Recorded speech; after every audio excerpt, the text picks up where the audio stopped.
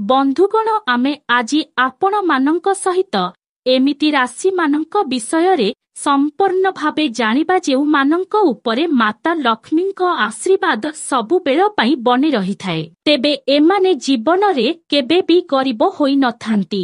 ସେମିତିରେ ଜ୍ୟୋତିଷ ଶାସ୍ତ୍ର ବିଷୟରେ ଯଦି ଆପଣମାନଙ୍କୁ କହିବା ତେବେ ଏହା ଏମିତି ଗୋଟିଏ ଶାସ୍ତ୍ର ଅଟେ ଯାହା ମାଧ୍ୟମରେ ଆଗାମୀ ସମୟରେ ବହୁତ ଗୁଡ଼ିଏ ତାଲା ଖୋଲି ଯାଇଥାଏ।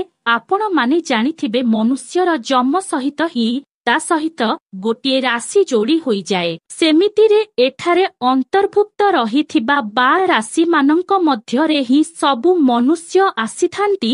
ତେବେ ସେହି କ୍ଷେତ୍ରରେ ଆମେ ଆଜି ଆପଣମାନଙ୍କୁ ସେହି ରାଶିମାନଙ୍କ ମଧ୍ୟରୁ କିଛି ରାଶିମାନଙ୍କ ବିଷୟରେ କହିବା ପାଇଁ ଚାହୁଁଛୁ ଯେଉଁମାନଙ୍କ ଜୀବନରେ ମାତା ଲକ୍ଷ୍ମୀଙ୍କ ଆଶୀଷ ରହିଥାଏ। ପ୍ରଥମେ ରହିଛନ୍ତି ବୃଷ ରାଶି।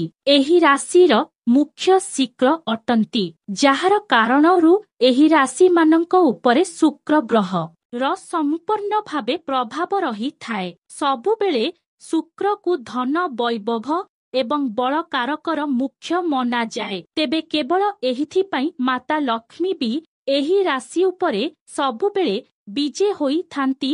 ସିଂହ ରାଶି ବନ୍ଧୁଗଣ ଏହି ରାଶିର ଲୋକମାନେ ନିଜର ବ୍ୟକ୍ତିତ୍ୱ ଏବଂ କ୍ଷମତା ପାଇଁ ହିଁ ସେମାନେ ବହୁତ ପରିମାଣରେ ପପୁଲାର ରହିଥାନ୍ତି। ଏମାନଙ୍କ ପାଖରେ ଲିଡରସିପ୍ କ୍ୱାଲିଟି କରିବାର କ୍ଷମତା ରହିଥାଏ। ଏମାନେ ଏକା ହିଁ ସବୁ ସମୟରେ ପ୍ରତ୍ୟେକ କାମ କରିବା ପାଇଁ ଚେଷ୍ଟା କରିଥାନ୍ତି ଏବଂ ଏହିଥିରେ ସେମାନେ ସଫଳ ମଧ୍ୟ ହୋଇଥାନ୍ତି। ଏମାନେ ଗୋଟିଏ ସୁଖଦ ଲାଇଫ୍ ବଞ୍ଚିବା ପାଇଁ ବହୁତ ପରିଶ୍ରମ କରନ୍ତି।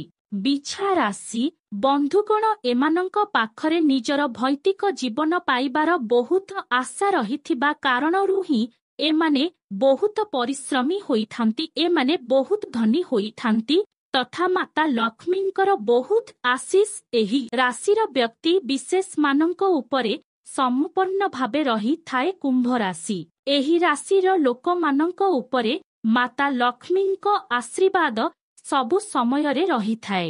ଏମାନେ ନିଜ ଜୀବନରେ ରାଜକୀୟ ଜୀବନ ଯାପନ କରନ୍ତି। ଏମାନଙ୍କ ଆଖି ସବୁ ସମୟରେ ବିଳାସିତ ଜିନିଷ ଉପରେ ହିଁ ପଡ଼ିଥାଏ। ହେଲେ ଏମାନେ ଟିକିଏ କନୁଷ ସ୍ୱଭାବର ହୋଇଥାନ୍ତି। Like, comment